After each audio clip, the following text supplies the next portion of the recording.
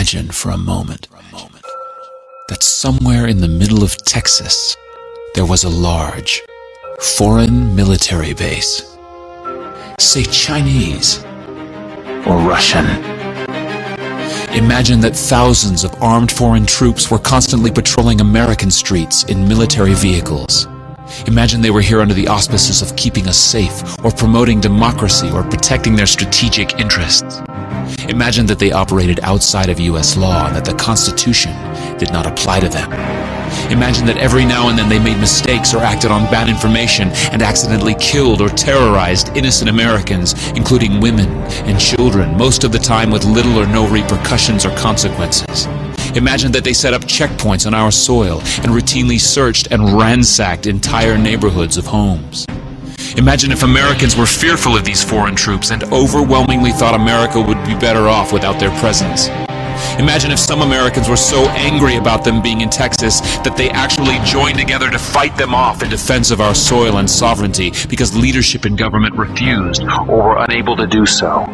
Imagine that those Americans were labeled terrorists or insurgents for their defensive actions and routinely killed or captured or tortured by the foreign troops on our land. Imagine that the occupiers' attitude was that if they just killed enough Americans, the resistance would stop, but instead, for every American killed, 10 more would take up arms against them, resulting in perpetual bloodshed.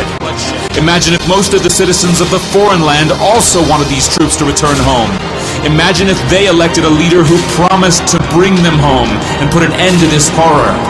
Imagine if that leader changed his mind once he took office. The reality is that our military presence on foreign soil is as offensive to the people that live there as armed Chinese troops would be if they were stationed in Texas. Shutting down military bases and ceasing to deal with other nations with threats and violence is not isolationism. It is the opposite. Opening ourselves up to friendship, honest trade, and diplomacy is the foreign policy of peace and prosperity. It is the only foreign policy that will not bankrupt us in the short order, as our current actions most definitely will. I share the disappointment of the American people in the foreign policy rhetoric coming from the administration. The sad thing is, our foreign policy will change eventually, as Rome's did, when all budgetary and monetary tricks to fund it are exhausted. Click here to learn how Ron Paul is America's strongest presidential candidate on national defense.